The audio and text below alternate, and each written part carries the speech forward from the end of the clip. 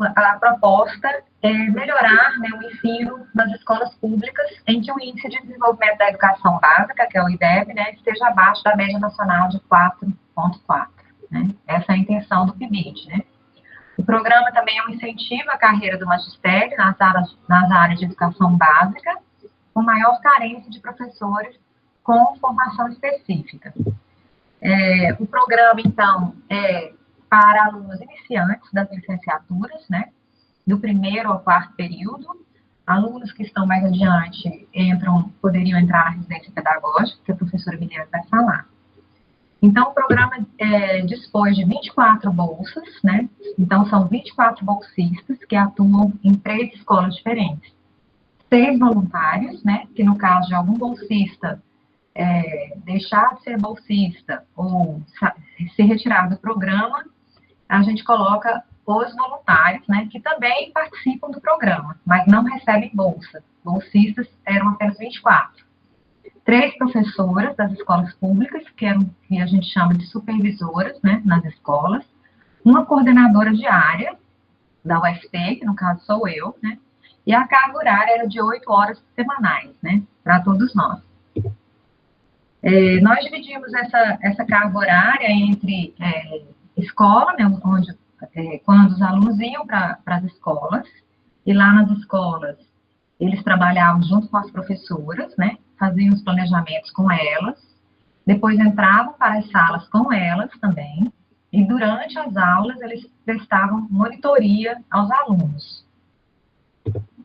Aqui eu tenho algumas fotos, né, aqui são bolsistas do PIBID, são 2 alunas, elas estão aqui lá na escola pública, planejando aulas, então, que elas estão na sala com uma das professoras, né, da escola. Alguns pedacinhos de aula, entre 5 a 10 minutos, elas ajudavam, os bolsistas ajudavam os professores. Eu estou falando no passado, porque é um programa que aconteceu no ano passado, né? Esse ano, infelizmente, nós não tivemos um programa PIBID na área de língua inglesa, porque houve modificações, né? A língua inglesa passou para a área geral, então ficou muito difícil a concorrência e a gente não conseguiu entrar esse ano. Mas a gente continua na luta. Então, aqui é uma das professoras e uma das bolsistas do PIBID trabalhando na sala de aula, né? Cada sala de aula a gente dividiu, tinha 2 bolsistas, que todo o tempo estavam monitorando e ajudando a professora, né? Durante as aulas de língua inglesa. Aqui é uma foto de uma gincana, né, que foi organizada e pensada junto com os alunos do Programa de Iniciação à Docência, que é o PIBID, e aí a língua inglesa, essa gincana foi só de língua inglesa, então eles se prepararam durante vários meses, né, para depois fazer essa interação. Foi muito bacana, foi um dos projetos bacanas que a escola fez e que o PIBID foi bastante atuante, né. Aqui é uma das partes da gincana, né? Os alunos iam e tinham que responder, é uma pista.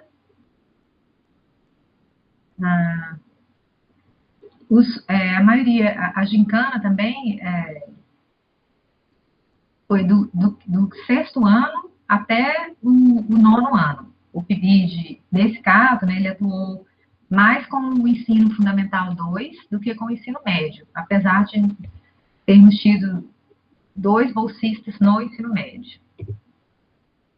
Aí, o que nós trabalhamos, né, dentro desse programa de iniciação à docência? Né? O que nós observamos? Nós observamos a agência, né, que eu entendo aqui como uma ação, agência como ação e movimento, né?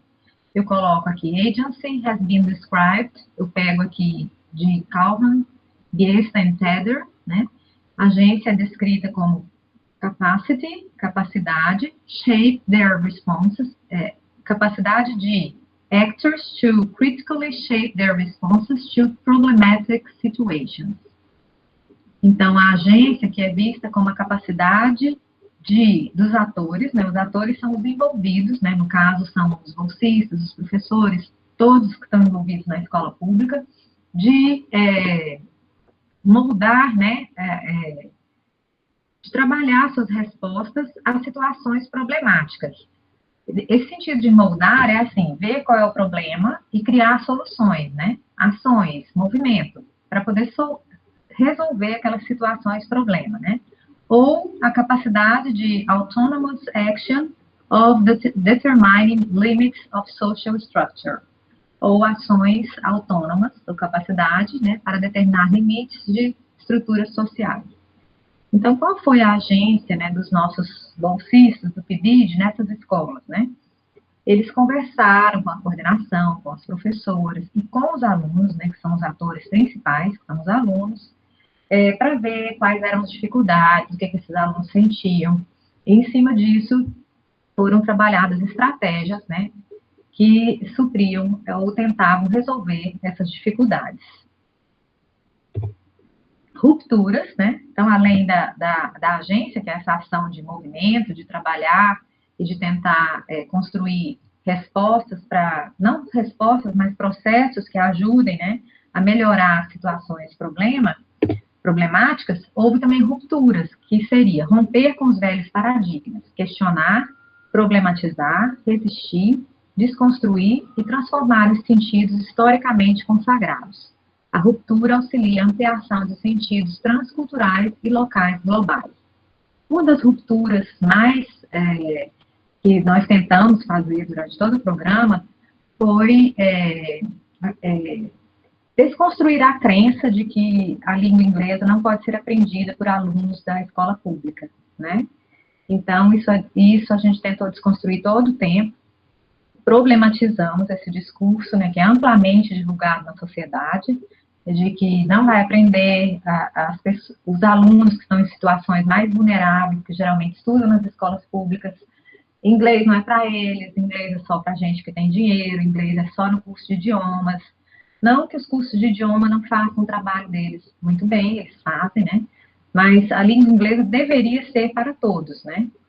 E a sociedade deveria parar de cobrar tanto da escola pública, né, como se fosse um trabalho totalmente fracassado, né, e construir meios, né, para que esse ensino ocorra, né, e que ele ocorra de uma forma sincera, né, não apenas colocando a língua no currículo, acabando destruindo a autoestima dos alunos que lá estudam e às vezes até dos professores que ensinam a língua, né, e provocando um círculo vicioso de discursos, né, que propagam que a língua inglesa não é possível de ser aprendida nas escolas públicas, né. Lembrando que a carga horária da língua inglesa, tanto nas escolas públicas como nas privadas, é a mesma, né, mas as pedras são sempre atiradas nas escolas públicas, né, e os alunos alunos, professores, gestores que recebem as pedradas são sempre das escolas públicas, né. Por quê, né? Porque nas escolas privadas, esses alunos, a maioria deles, têm acesso a cursos de idiomas, né? À parte, né? Que eles vão no contraturno. Então, não há essa queixa, né? E fica apagado como se o problema fosse apenas da escola pública. E o problema, nós sabemos que é muito maior que esse. Nós temos vários problemas que impedem, né? Que o ensino de língua inglesa ocorra efetivamente nos moldes que a sociedade quer e que é cobrado, né? Então, romper com essas visões de natureza monocultural, né, que também falar apenas uma língua, inglês é só enfeite, né? Ah, mas a gente não sabe nem português, como é que a gente vai falar inglês? Todas essas crenças, né, e esses discursos, né? Romper com essas visões de natureza monocultural, reconhecimento da pluralidade de contextos em que práticas de linguagem são realizadas. Essa pluralidade de contextos é saber onde eu estou ensinando essa língua, onde eu estou localizado, quais são as necessidades dos alunos desse contexto que eu trabalho, né? Eu estou trabalhando no norte, numa cidade do norte, Araguaína, Tocantins. Como é que eu posso moldar, né, esse ensino de acordo com o contexto local, né? Eu tenho que olhar essa pluralidade de contextos, né? Bem como a multiplicidade de formas pelas quais se dá a construção de sentidos diante do caráter complexo das práticas linguísticas e padrões de comunicação. Toda prática de linguagem é cross-cultural, né? Ou seja, eu estou sempre ultrapassando cultura, eu estou sempre cruzando cultura, né? Eu estou sempre entrando em outras culturas. E a minha cultura é importante, né? Porque toda vez que eu ensino inglês, que eu falo inglês, que eu aprendo inglês, eu tenho a minha cultura, eu tenho o meu lugar. E esse lugar, ele deve aparecer nessa aprendizagem e nesse ensino, né? E muitas vezes o foco é dado apenas em saber sobre a cultura do outro, mais especificamente sobre os países cuja língua inglesa é a língua materna deles, né? Os nativos, que nós chamamos, né? Os nativos, dá-se muito foco a esse nativismo, né? E perde-se o foco do falante de inglês como língua franca, como língua internacional, né, que nós somos falantes, que não temos o inglês nas práticas sociais do dia a dia, nós não saímos na rua e topamos com pessoas falando inglês, então nosso contexto é diferente, esse contexto deve ser levado em conta, então tudo isso fez parte dos nossos estudos, né, das nossas observações e das nossas ações durante o programa de iniciação à docência, PIBID. Desenvolvimento, né? Eu trouxe aqui um conceito de desenvolvimento, né, que develop means change and growth. Desenvolvimento significa mudar, crescer, né? Teacher development is the process of thinking about ways of developing and change the way of teaching and also the preconceptions about teaching and learning. Então, envolve as palavras que eu coloquei em negrito, que é change, mudança, growth, crescimento, process, processo, e thinking about ways of developing, né? E pensar em maneiras, em formas, né, de se desenvolver e de mudar o jeito de ensinar e também as preconcepções que nós temos sobre ensino e aprendizagem de língua inglesa. Então, isso é desenvolvimento. Se eu tinha uma preconcepção do que seria aprender e ensinar inglês, eu iria romper, né, provocar essas rupturas, né, desconstruir, né, e agir, né, porque para que eu desconstrua alguma coisa, eu preciso de agência, eu preciso de movimento, de ação, né, de capacidade de articular, né. Então, eu tenho a agência, nós temos a agência, nós provocamos rupturas, né, e essas rupturas fazem com que haja desenvolvimento. Seria mais ou menos esse desenho que eu coloquei aqui. A ação, né, que provoca um desenvolvimento, que são os borboletas nascendo, e aquilo faz uma quebra, né, uma ruptura. E isso pode ser um círculo, né, pode ser visto como um círculo.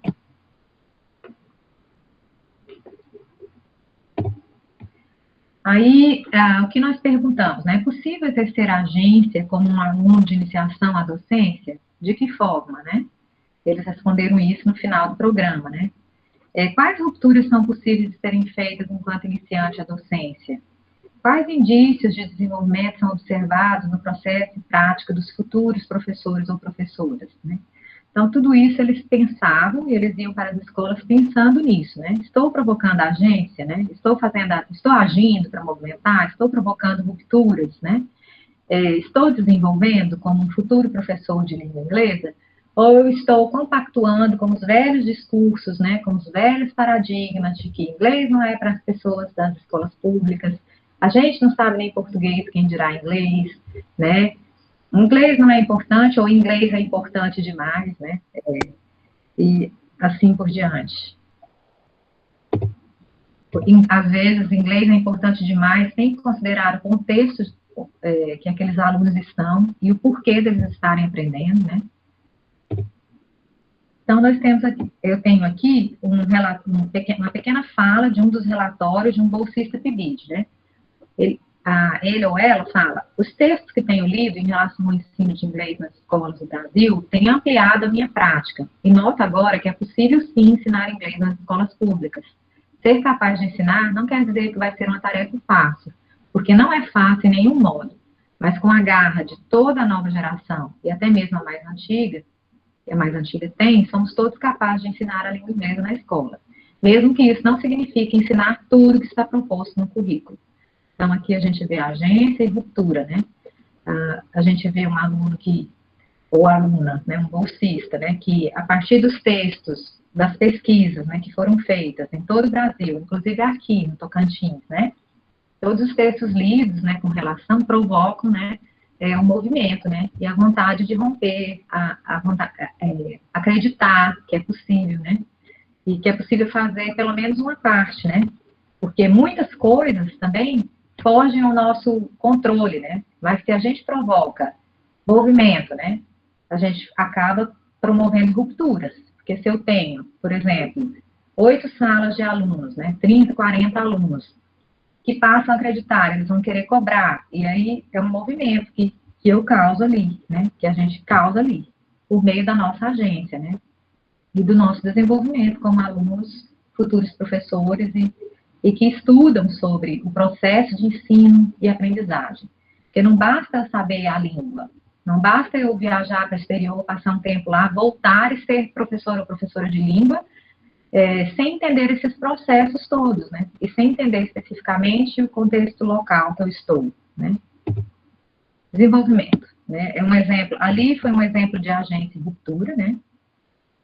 Aqui, quando o aluno fala que, mesmo que não signifique ensinar tudo que está proposto no currículo, então aqui ela mostra a gente chama até de rebeldia, né? Porque às vezes tem tanta coisa no programa que é para propor, que você tem que fazer ali ao pé da letra, né?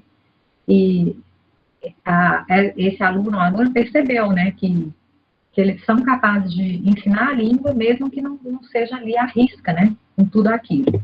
Aqui, nessa parte que eu achei que foi desenvolvimento, o aluno fala, hoje, estando inserido na escola, não mais como aluno, porque esse bolsista era aluno, né, mas sim foi aluno um dia da escola pública, mas sim assumindo um papel no outro lado da história, que é auxiliar na construção de saberes. Essa função me permitiu tomar uma visão diferente da que tinha em outros momentos da vida. O que entendia como difícil sobe agora o grau de dificuldade, me induzindo a reflexões sérias, pensando na conduta profissional, de como poderei conduzir o aluno a um exercício das suas capacidades cognitivas, em como produzir conteúdo que facilite o aprendizado, considerando as adversidades, tanto físicas, de espaço, de tempo e de absorção por parte de quem receberá. Então, eu achei uma escrita super madura e super desenvolvida, né, para um aluno que, na época, não estava cursando ainda nem o 4º período de letras, né. Então, o aluno mostra que se desenvolveu, né, mostra as suas percepções de estar ali trabalhando, né,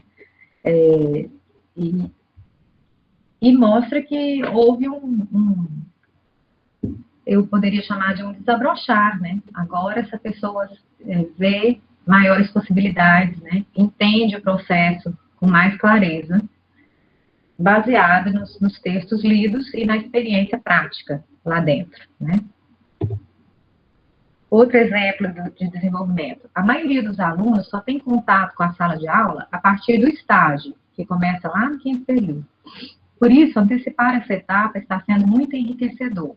Percebi que ser professor de língua inglesa na escola pública é um desafio diário. Além dos desafios citados anteriormente, o desinteresse dos alunos pelo inglês ainda é grande. A falta de material didático de qualidade, aparelhos de mídia e apoio são entraves ainda presentes. Porém, eu acredito que projetos como o PIBID irão possibilitar a formação de professores mais críticos, conscientes e melhor preparados para enfrentar a sala de aula. Então, nitidamente, é desenvolvimento, né? A percepção desse bolsista. Ruptura, eu vejo como ruptura. No começo, eu imaginei que seria como um bicho de 7 cabeças, porque eu nunca tinha estado em sala de aula antes, a não ser como aluna, e me ver em posição diferente da qual eu estava acostumada. Fiquei com muito medo, mas assim que o tempo foi passando, eu passei a ir mais para a escola, me vi ficando mais corajosa, e todos os medos que eu tinha antes em relação à sala de aula, e de ser do curso de letras e do PIBID foram sumindo, né? Então, esse é um depoimento de uma aluna que rompeu com o medo, né? E com o pensar que ela fosse incapaz, né? De lidar com isso, né? Lembrando que eles são apenas alunos iniciantes, né? No curso de letras. Nós tínhamos alunos do 1º período, do 2º período, do 3º e do 4º. Eles eram 24 alunos, então eram misturados entre entre o segundo período até o quarto período. Do primeiro nós não tínhamos nenhum. Agência de desenvolvimento. O programa está contribuindo, outro depoimento, né? O programa está contribuindo para a minha formação, porque estou obtendo conhecimentos que só são obtidos na prática, como, por exemplo, fazer planejamento de aula, auxiliar os alunos, desenvolver atividades criativas, buscar novos métodos de ensino, refletir, entre outras coisas. Eu vejo como agência de desenvolvimento. Aqui. Os textos lidos até o momento têm me ajudado a perceber muitas lacunas existentes na formação de professores de inglês e a relação de algumas políticas nas escolas públicas que permitem que professores formados em outros cursos possam dar aulas de inglês apenas para fechar a carga horária. Algo que eu já tinha um certo nível de conhecimento, mas com a ajuda dos livros, a minha percepção crítica sobre a educação básica está cada vez mais se desenvolvendo com o passar das leituras teóricas. Aí mostra o desenvolvimento do aluno, ou da aluna desse bolsista, por meio das leituras, né, dos textos teóricos que ajudaram na construção de percepções, né? Percepções teóricas e práticas, né? Porque nós nunca...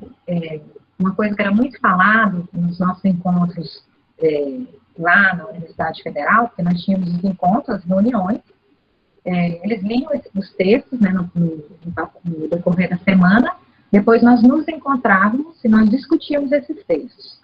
Como eles estavam em prática também, teoria e prática tornam-se a mesma coisa, né? A gente tentava dizer que não existe prática sem teoria e nem teoria sem prática.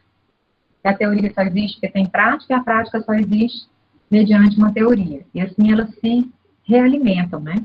De forma que tudo que eu tenho hoje, que eu vejo, né, parte de teorias, né? Sai da mesa de um pesquisador e se transforma em práticas, e vice-versa, né? Porque, então, tudo que nós olhamos, se você olhar em volta na sua casa, numa janela, numa cortina, tudo isso já foi projetado, já foi uma pesquisa, já foi uma teoria, né? Que foi se transformando em coisas, né? Que hoje a gente vivencia. Então, a percepção desse aluno ou aluna foi bem bacana, né, com relação a isso, né, de perceber as lacunas, né, que antes ele ou ela não percebia, né, por meio de leituras, né, e da prática. Esse aqui, acho que é um dos últimos, sei que nem tudo são flores na escola pública, que a estrutura no interior e exterior não ajudam muito, e o professor trabalha com o que tem em mãos, e muitas vezes tira do seu próprio bolso para suprir situações, xerox de atividades, som e data shows, que o Estado deveria arcar e não faz. Mas a experiência de estar em contato com os alunos tem contribuído para a minha formação grandemente.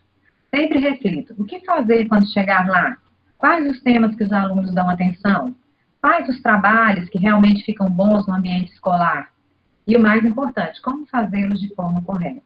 Esse foi um depoimento de um aluno, né, que está se desenvolvendo, né, está se questionando, perguntando, né, refletindo sobre o seu próprio fazer e sobre como fazer, o que é importante, né, não sucumbir, né, ao sistema que nós temos ali posto, né, mas pensar o que fazer com aquilo, né? E também não deixar de reclamar, né, mas reclamar no lugar onde eu preciso ter voz, né, onde eu posso falar disso, né, e eu posso ter algum resultado nesse processo, né. Não adianta eu falar no corredor, não adianta eu desanimar os alunos que eu tenho, se eu não tenho ação para tentar movimentar tudo isso, né. Eu não participo de uma associação, por exemplo, de professores, eu não participo de congressos, né, eu não faço trabalhos que apareçam e que mostrem que a escola pública tem sim que ter o seu lugar na sociedade, né, reconhecido e melhorado, que é a agência, isso que eu acabo de falar. No decorrer do programa, temos estudado constantemente textos que falam sobre mecanismos de exclusão dos alunos na escola pública. Essas leituras contribuíram de forma notável, pois têm permitido que tomemos um posicionamento sobre as falácias espalhadas que só se aprende inglês em cursos de línguas, né?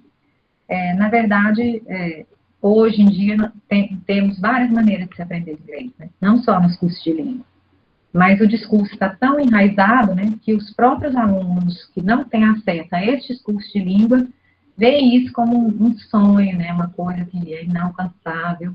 Inclusive, a gente tem alunos de letras, né? Que eles têm ali 4 horas de aula semanais e ainda assim eles se fecham e acham que é impossível aprender ali na universidade, no contexto que eles têm 4 horas de aula semanal, né? Mais do que em qualquer outro curso de idiomas.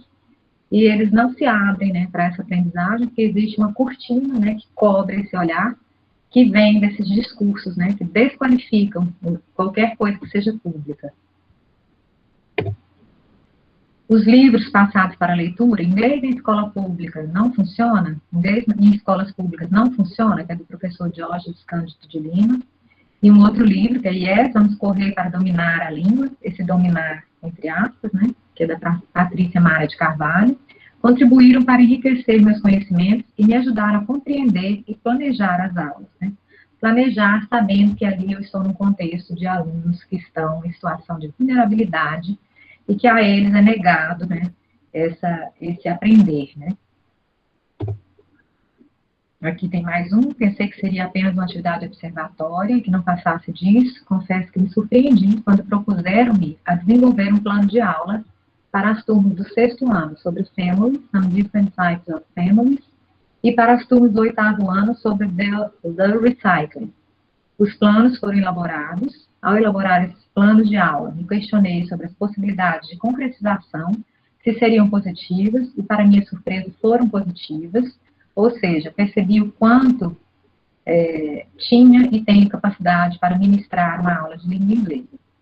Isso no quarto ou terceiro período, a gente vê uma aluna ou aluno empoderado, né? Assim, que se sente capaz, né? E ainda vem muito mais pela frente, porque ainda vem os estágios, né? De fato, né?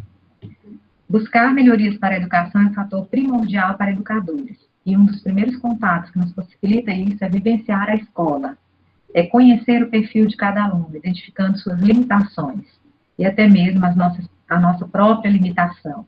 Nossa contribuição nas escolas, enquanto cividianos, é primordial, uma vez que sempre buscamos levar as melhores atividades para serem desenvolvidas. E é isso que eles faziam. Então, o que a gente notou como desenvolvimento final, né, como considerações finais, né? Relações, estabeleceram diferença e aceitação de aspectos da oralidade e da escrita, né? E trabalharam sobre o conceito de língua franca, ou de aceitação daquele inglês que não é o inglês perfeitinho, do nativo, né? Que não tem erros gramaticais, mas que trata-se de falantes, né? Que tentam se comunicar com o mundo, né? A partir do seu contexto local. Então, os alunos perceberam isso, que eles não tinham que ser cruéis, né, ou a ferro e fogo, fazer todas as correções gramática, e com foco muito,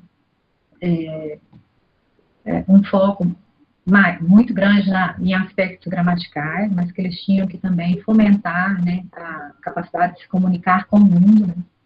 Referencial escolar tradicional para avaliação, ou seja, esses alunos aprenderam que a gente precisa criar uma carteira de avaliação com multimodalidade, ou seja, são variadas formas de avaliar, e não apenas aquela provinha gramatical de marcar, né, que o aluno tem poucas chances, e foram desenvolvidos vídeos, né, outras formas de avaliação, criação de poemas, criação de música, vídeos com diálogos, né, tudo isso foi criado no PIBID, né, e até as professoras também aprenderam, né, com a gente, nós também aprendemos com elas e elas conosco. Produção linguística do aluno escrito considerada pura e correta, cujo modelo é a língua dos nativos, que eu falei aqui em cima.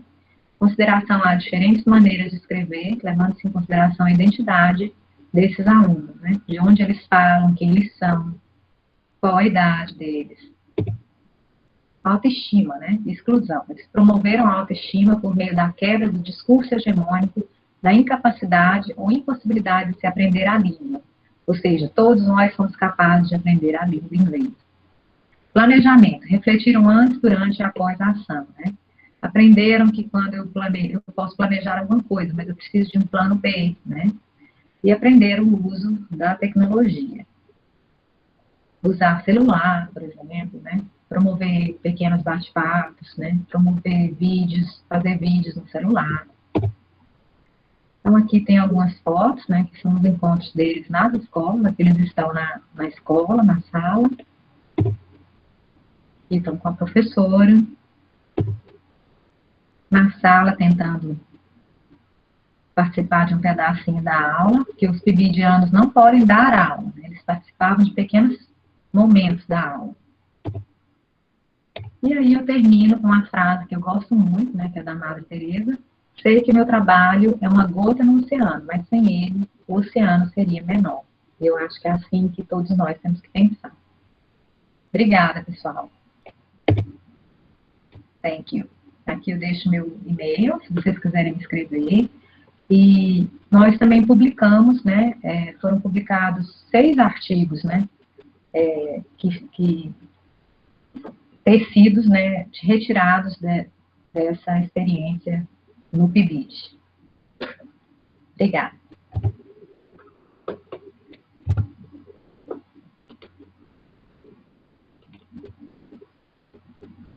Ok.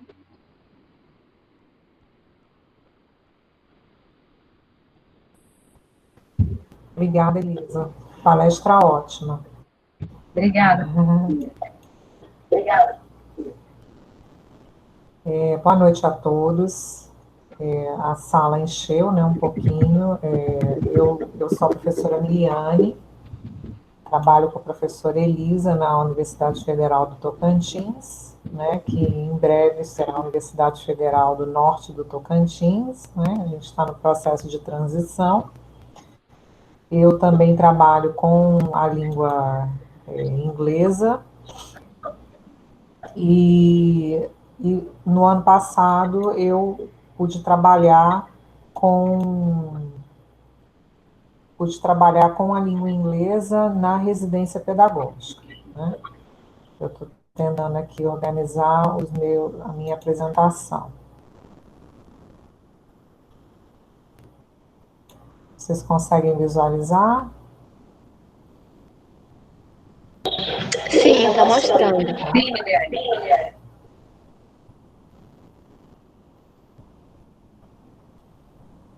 Deixa eu esperar aparecer aqui para mim um pouquinho. Okay.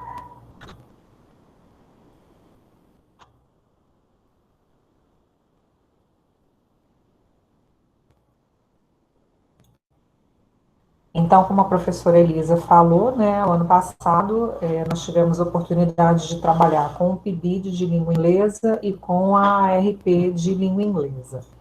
Esse ano, né, por questões de edital, né, de concorrência, a gente não conseguiu vaga para esses 2 programas, né, mas no ano que vem a gente vai tentar novamente, tá?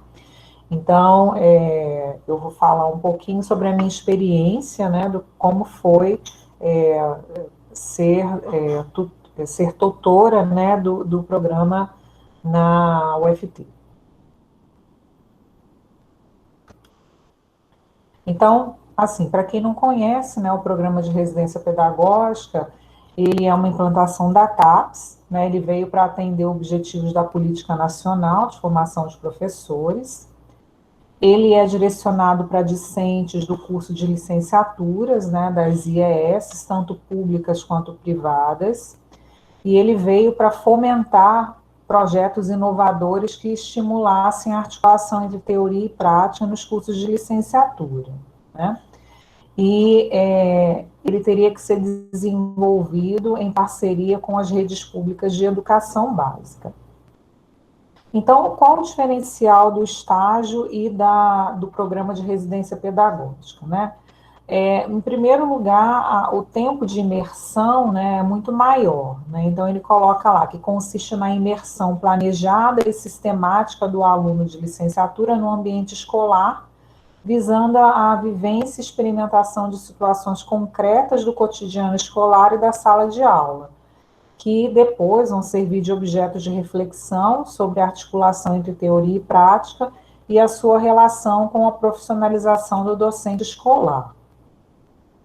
Então, esses projetos inovadores, eles são desenvolvidos com os discentes que têm que estar regularmente matriculados, né, no curso de licenciatura, Eles têm um docente que é o orientador, né, nessa licenciatura, no caso, era eu, e ele tem que ser desenvolvido numa escola de educação básica, que a gente chama em todo o processo de escola-campo.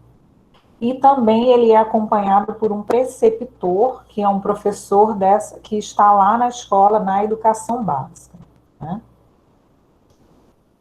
Então, qual é a característica essencial da residência pedagógica, né? Quais são as características? Então, primeiro de tudo, possui uma carga horária de 440 horas, né, que tem que ser implementada num período de 18 meses. Ele não vai para a escola sozinho, o residente ele é acompanhado pelo professor da escola. Esse professor ele tem que ter formação e experiência, nesse componente curricular, tá? Então, não pode ser um professor que se formou numa área e dá aula em outra e que vai ser o preceptor desse aluno, né? Ele tem que ser formado e trabalhar na área. A característica é conduzir o residente para que ele busque conhecimento tanto do contexto, da cultura da escola, das inter-relações do espaço social escolar, né? Então, ele vai compreender e conhecer o aluno, as relações entre eles, bem como suas condições familiares e outros aspectos considerados relevantes. Ele precisa experimentar técnicas de ensino, didáticas, metodologias, com observação do trabalho da sala de aula do professor preceptor, oportunizar o discente a vivenciar e praticar a regência de sala de aula com intervenção pedagógica planejada conjuntamente pelo docente orientador do curso de formação, pelo preceptor da escola e outros participantes da escola que se considerem importantes, além da gestão do cotidiano da sala de aula, planejamento e execução de atividades, planos de aulas, sequências didáticas, projetos de ensino, atividades de avaliação de aprendizagem dos alunos. Compreender os processos de gestão de ensino da escola e da sala de aula e, além disso, realizar encontros presenciais entre o grupo de residentes e os docentes preceptores para o desenvolvimento de atividades que decorram das demandas da residência e que voltam ao âmbito acadêmico para análise na perspectiva das disciplinas do curso de formação. Então, não é algo que fica estático apenas na escola ou estático apenas no curso que ele está fazendo na graduação. Então, como eu falei, a carga horária, né, ela é superior à carga horária de estágio, que no total, nas licenciaturas na UFT, são de 405 horas. Então, ele tem horas a mais, né, porque no total ele tem que fazer 440 horas. Como é que estão divididas essas 440 horas? 60 horas, elas são destinadas para a ambientação na escola, né? Então, faz diagnóstico, coleta de dados, então, é fazer a contextualização e a caracterização dessa escola-campo, tá? Como sujeito envolvido, ele está lá envolvido no processo. Ele não vai lá como espectador observar e traz isso para a universidade. Depois disso, 320 horas de imersão na escola-campo, onde no mínimo 100 horas são de regência, planejamento e execução de pelo menos uma intervenção pedagógica. É claro que ao longo dessas 100 horas de regências, eles fizeram muito mais do que uma intervenção pedagógica apenas. As 60 horas finais, né, são destinadas à elaboração do relatório final, avaliação e socialização da atividade. Então, como eu falei, a duração da residência pedagógica é de 18 meses e ela está dividida em 4 momentos. Então, o primeiro, foi feito um curso de formação, tanto para preceptores, quanto para a preparação dos alunos para o início das atividades da residência pedagógica. E a gente realizou isso nos 2 primeiros meses da residência. O segundo momento foi uma orientação conjunta, tanto do docente, orientador e preceptor, foi o processo de ambientação do residente na escola, elaboração de planos de atividade do residente, e o residente ele tinha que cumprir no mínimo de 60 horas na escola campo, nesse segundo momento. O terceiro momento, que foram os 10 meses, né, para a realização de 320 horas, ele tinha que ter no mínimo 100 horas destinadas à regência de classe, planejamento, execução de pelo menos uma intervenção pedagógica específica, gestão de sala de aula, planejamento e execução de atividades, planos de aula e sequências didáticas, projetos de ensino, e atividades de avaliação da aprendizagem dos alunos. E o quarto momento foi a elaboração de relatório final, avaliação, socialização dos resultados nos últimos 2 meses. Aqui não ficou muito nítido, né, mas tem as divisões de como é que ficaria todo o processo. Então, a gente começou em agosto e setembro com a preparação do aluno para participar do programa e a formação do supervisor, né? Depois, outubro, novembro, dezembro e janeiro, as 60 horas foi de orientação conjunta, tanto do coordenador quanto do supervisor, e a ambientação do residente na escola, preparação de planos de atividades de residência. As 320 horas foram cumpridas de fevereiro a novembro de 2019, que era a imersão na escola, contendo o mínimo de 100 horas de regência de classe, 20 horas realizadas em dezembro para o relatório final, e em janeiro 40 horas de avaliação e socialização, tendo um total de 440 horas. Então, nesse processo, eles tinham encontros mensais para a formação teórica também, onde a gente reunia todos os grupos, porque eu tinha 3 grupos e uma vez por mês a gente se reunia, a cada semana eu me reunia com um professor de uma escola, outro professor de outra escola, ia fazendo visitas semanais, e uma vez por mês eu juntava todo o grupo. Então, isso é que eu estou chamando de momento teórico, né? Quando eu juntava todo o grupo. Então, por exemplo, a gente no momento teórico discutia, por exemplo, questões sobre educação para a vida, o que a escola tem a ver com isso, né? Envolvendo aí questões de escola e formação do cidadão, envolvendo também o que era a aprendizagem, o que é o ensino, educação enciclopédica e interdisciplinaridade, né? A gente ia discutindo esses pontos, e o mais interessante, que nesses encontros teóricos, a gente tinha que produzir alguma reflexão sobre a teoria e a prática que nós estávamos vivenciando. Então, uma das perguntas que eu fiz, né, em relação a essa parte teórica é: como as aulas de inglês de língua adicional podem contribuir para a formação do cidadão crítico, criativo e atuante? O que fazer para construir um currículo escolar de línguas adicionais que amplie a participação do educando na sociedade contemporânea, né? Então, a gente estava pensando nisso, em construir, né, construir um currículo para que esse aluno pudesse ser participativo nessa sociedade, não ir lá somente para aprender I am, you are, né, verb to be, por exemplo. Outro ponto que nós discutimos também foi Reflexive Teaching in Second Language Classrooms, né? Então, nós pudemos discutir nesse encontro aí estilos cognitivos, né, de aprendizagem, learning styles, né, estilos de aprendizagem. Então, eu trouxe os vários tipos, né, como é que se aprende, dei exemplo, né,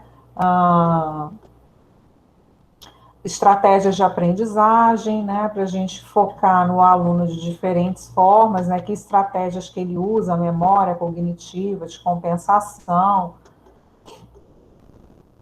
tá, afetiva, Isso tudo a gente trabalhava na forma teórica, e finalizando esse encontro aí, nós tivemos também Learning Preferences, e aí eram como os alunos aprendiam, né, visualmente, kinestaticamente, né, de forma mais prática, com grupos de aprendizagem individual, e a gente ia discutindo isso tudo. E aí, para refletir, eu fiz as seguintes perguntas, né? How would you characterize the learning style you favor in learning a foreign language? How does it influence the kind of activities you prefer? Então, eu perguntava, né, como que a própria característica desse residente influenciava a favor das técnicas que ele usava para ensinar, né? Então, como é que isso influenciava no ensino dele, né? Porque às vezes a gente aprende de uma forma e a gente acha que todos aprendem daquela forma, e isso acaba influenciando a nossa forma de ensinar. E também perguntei, né? Try to keep a record of effective learning strategies used by learners in your classes and in classes you observe. Do you notice any learning preferences among particular learners? Né? Pedir que daqui para frente eles começassem a fazer anotações de como é que eles percebiam que estratégias de aprendizagem a turma utilizava, e se isso influenciava ou não na aprendizagem desses alunos, se eles se destacavam mais com isso, ou se não se destacavam com isso. Né? Então, a gente fazia essas reflexões também a cada encontro que nós fazíamos. Aí eu trouxe para vocês um pouco do recorte de cada escola, né? Então, eu coloquei aí um álbum de memórias, né? Então, a primeira escola que eu começo a falar é a Vila Nova, que tinha como preceptor o professor Davi, e ela é uma escola de periferia, no setor Vila Norte, ela fica afastada do centro de Araguaína, é uma escola de ensino fundamental de manhã e de tarde, e à noite funciona o EJA. Então, nessa escola, nós pudemos realizar a gincana pedagógica de língua inglesa, né, apoio à primeira amostra cultural e um ciclo de palestras, que envolveu o IFTO, UFP, SENAC, SENAI, e o foco dessas palestras era sempre a língua inglesa e a profissionalização. Então, aqui eu tenho algumas fotos, né, dos alunos participando, né, das gincanas, das atividades. Temos aqui alguns residentes, né, alunos. Então, essa aqui foi foto da gincana, e também da participação cultural, né, que eles tiveram nesse ciclo aqui, na amostra cultural, primeira amostra cultural. Tá? Então, tem aqui, eu não tenho aqui as fotos das palestras, né? A gente fez as palestras sempre uma vez por semana, e em cada semana os acadêmicos, os residentes eram responsáveis por trazer profissionais, levantar questões, né, para serem abordadas. A segunda escola que a gente trabalhou foi o SEM Castelo Branco. A preceptora era a professora Sharon. A escola ela passou por uma transição, ela não era uma escola de tempo integral e passou a ser, junto com os residentes, né? Então, os residentes vivenciaram essa transformação, essa modificação, tanto que no período de observação ela não era integral, mas no período que eles foram fazer a imersão, ela passou a ser uma escola de tempo integral. Nos dois períodos era feito o ensino médio, né? E depois que ela passou para tempo integral, acabou esses dois períodos, ficou um só. Nessa escola, a gente fez a gincana de língua inglesa, junto com a professora Sharon. E aqui eu tenho algumas fotos, né, da gincana ocorrendo, a participação deles em sala de aula, e em um dos encontros mensais, quem tinha que fazer a apresentação eram os professores preceptores, né? Então, eu orientava o que eles deveriam fazer, o que eles deveriam estudar e trazer, né? Então, a gente pôde trabalhar também aspectos teóricos com esses professores preceptores também. Terceira escola foi a Escola Jardim Paulista. Eu tive duas preceptoras, né, a professora Érica e a professora Jaiara. A professora Jaiara substituiu a professora Érica. Então, é uma escola de ensino fundamental e médio. Ela é do lado da diretoria regional de ensino, então não é uma escola muito afastada, não é em região tão periférica, né? E as aulas são de manhã e à tarde, e lá os alunos fizeram as gincanas de língua inglesa, o Shopping Day e o Song Festival. E aí eu trago algumas fotos, né, da gincana e do festival de música, né, todo mundo com a blusa igual, né, então foi um momento, assim, bem interessante para esses residentes também. Bom, de pontos positivos, né, o programa de residência pedagógica, ele forneceu subsídio pedagógico acadêmico voltado para o ensino básico, representando experiência com a prática da sala de aula e assistência à escola. Os alunos tiveram uma evolução sobre a língua inglesa através do aprendizado interativo e interdisciplinar. As habilidades comunicativas foram trabalhadas, quebrando o paradigma de que a escola precisa oferecer apenas leitura e escrita de língua inglesa. Assim, práticas como diálogos e temas transversais puderam ser pensados para cada nível escolar. Os alunos passaram a se sentir mais seguros e a agir de forma espontânea durante as aulas.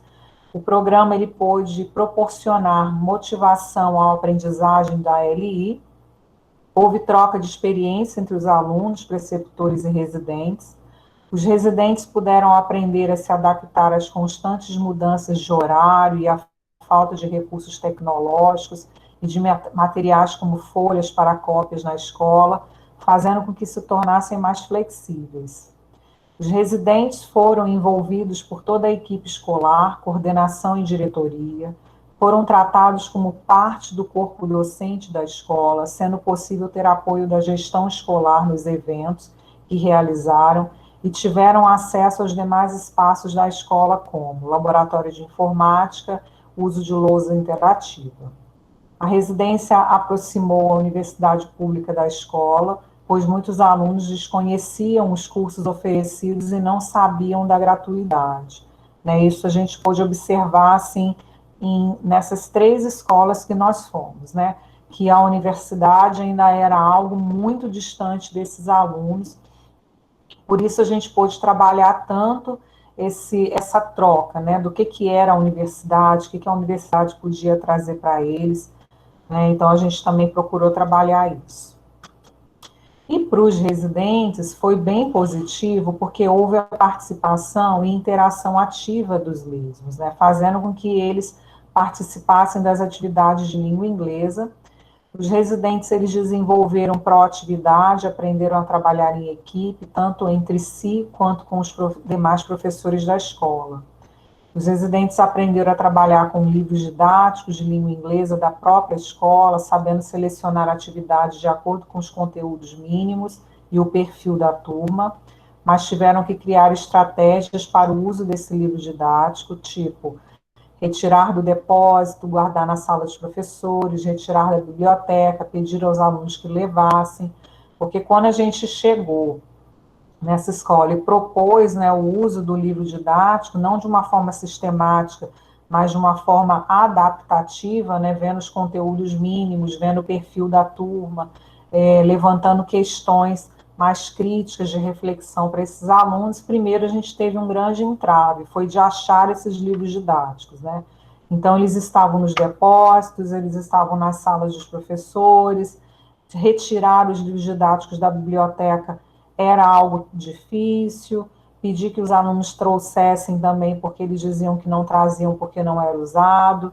Então, nós tivemos que vencer crenças, né, também de que o nível dos livros era muito alto para os alunos, né? Então, os professores justificavam a falta do uso, né, o não uso do livro didático, por causa do nível, né? Então, os alunos tiveram que adaptar esse nível para que conseguisse atingir esses alunos de forma mais significativa. Como resultado, né, teórico dessa residência pedagógica, nós tivemos a produção de alguns artigos, né? Então foram 8 artigos publicados na revista Desafios, e quem publicou esses artigos foram os próprios residentes, juntos com seus preceptores, né? Então a gente tem aí os 8 trabalhos que foram publicados, né? Então, para mim foi um momento muito significativo, enquanto eu fui tutora, né, docente orientadora, como a gente fala, da residência pedagógica. Foram 18 meses de trabalho muito intenso, mas que me traziam muita satisfação profissional. Por isso eu fazia questão de sempre estar nas escolas com esses alunos, né? Então, eu tinha o dia da semana que eu ia em cada escola. Então, por exemplo, em 4 semanas, em 3 semanas eu estava em cada escola numa semana, na última semana eu fazia o encontro mensal. Então, assim, eu pude vivenciar também os momentos na escola através da residência pedagógica. Infelizmente, esse ano nós não temos, né, mas ano que vem vou lutar para que a gente consiga ter residência pedagógica novamente. Agradeço por terem me ouvido e, se tiverem perguntas, estou à disposição. Obrigada.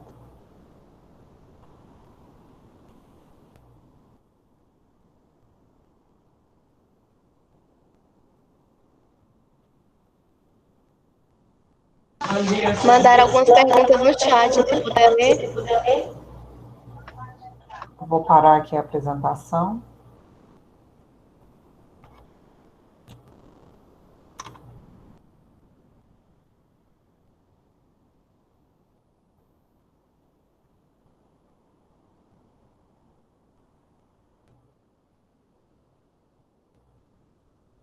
Ainda aparece, né?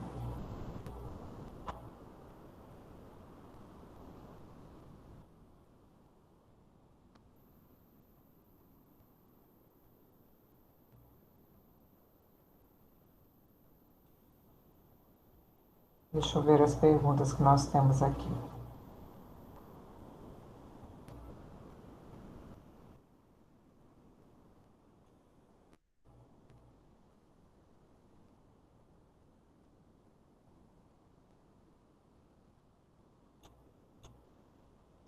Eu acho que tem só apresentações aqui, né? Por conta de certificados.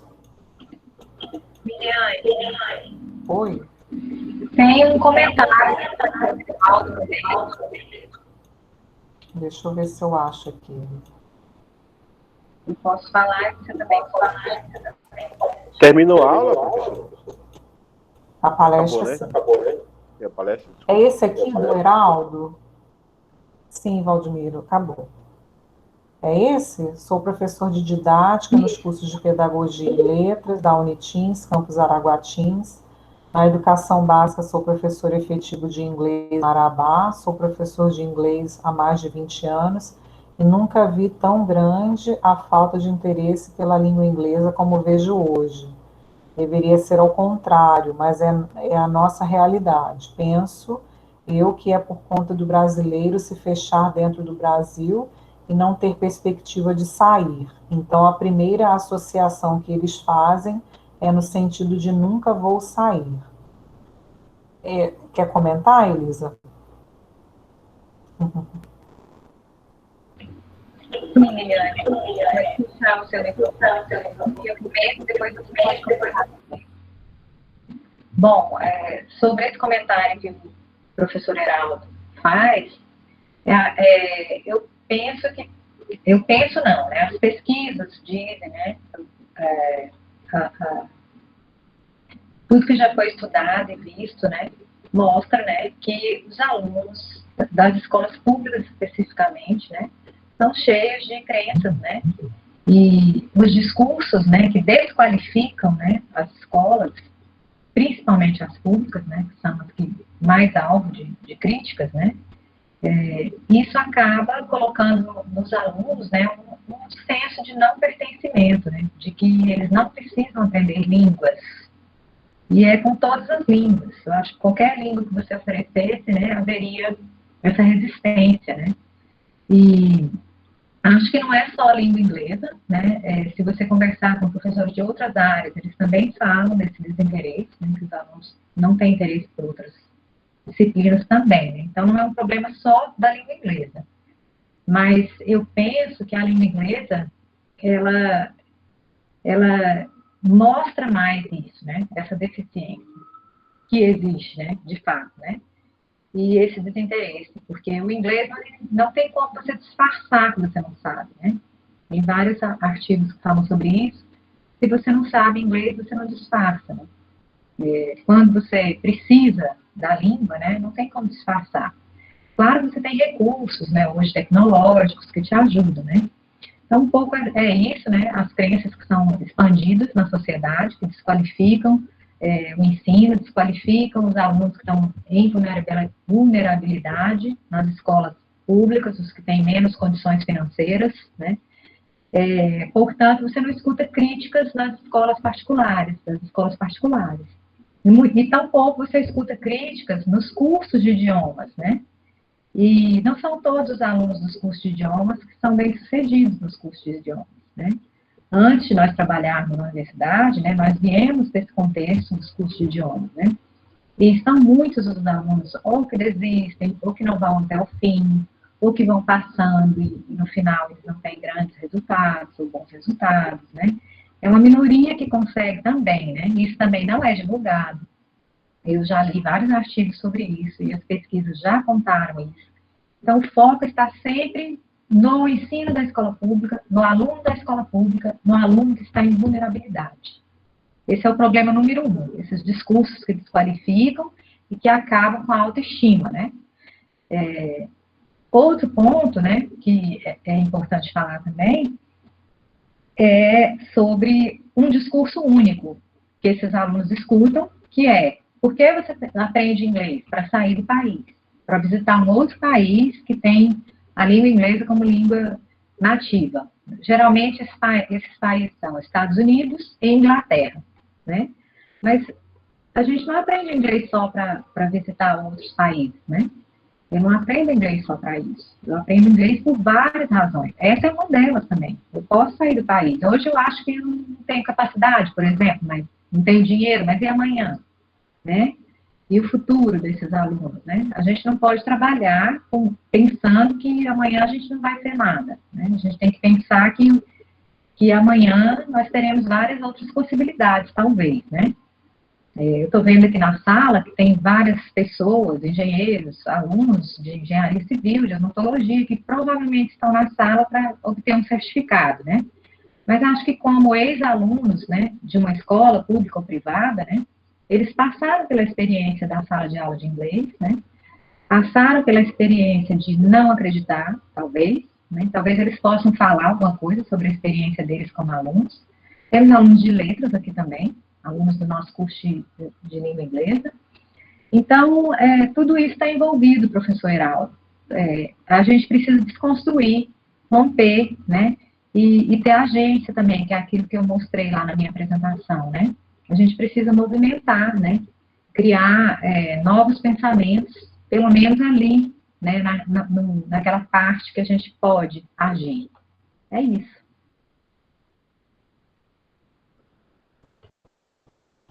Essa questão de crenças, né? Eu acho que o professor de língua inglesa ele precisa saber lidar com essas crenças, né? Tem muitas pesquisas, eu oriento também pesquisas na área de crenças, né? E recentemente participei de uma banca onde a mestranda trouxe essa questão do mito do professor ter que ser falante nativo, né? Senão ele não tem o inglês necessário, porque essa questão de não acreditar no aprendizado do idioma não é algo que acontece só entre alunos, não. Também acontece entre professores de língua inglesa, né? Às vezes eles mesmos acham que não é preciso ensinar, ou ele não tem capacidade suficiente para ensinar esses alunos, né? São crenças que a gente tem que ir desmistificando e trabalhando com agência, com reflexão, né? Reflexão crítica, né? De como é que pode transformar todos esses pensamentos negativos aí em relação ao aprendizado de língua inglesa. Agradeço aí pelo seu comentário, né? Então, assim, não é algo que esteja acontecendo só com a língua inglesa, né? O desinteresse pelo estudo parece que tem aumentado, né? E futuramente a gente não sabe se vai precisar do idioma, né? Assim como, por exemplo, a gente tem aqui professores, a gente tem outras áreas, né? Odontologia, então provavelmente precisam de conteúdos que lá no ensino médio, no ensino fundamental, talvez não tenha sido dado tanta atenção e agora precisam tanto, né? Então, a gente não sabe se um dia a gente vai precisar de algum conteúdo que a gente aprendeu na nossa fase de estudante de escola básica, né, do nível básico. Gente, agradeço a todos, viu? Eu não sei se somos nós que temos que fechar aqui a sala, mas de acordo com a programação, nós sairemos agora às 20h30. Então, agradeço a todos por ter nos ouvido e estamos à disposição.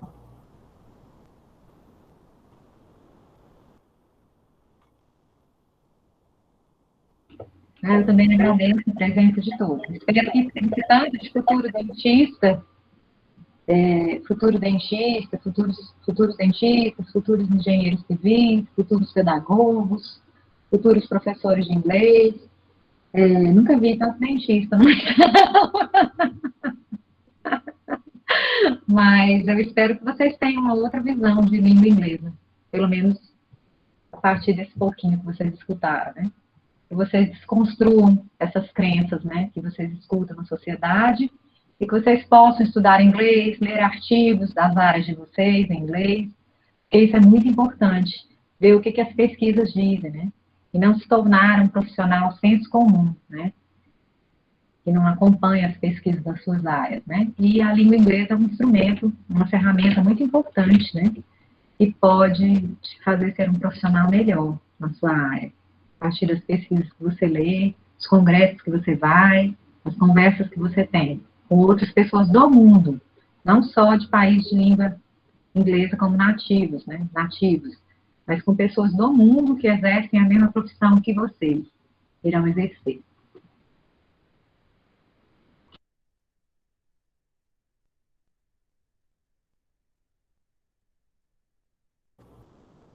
Agradeço a todos.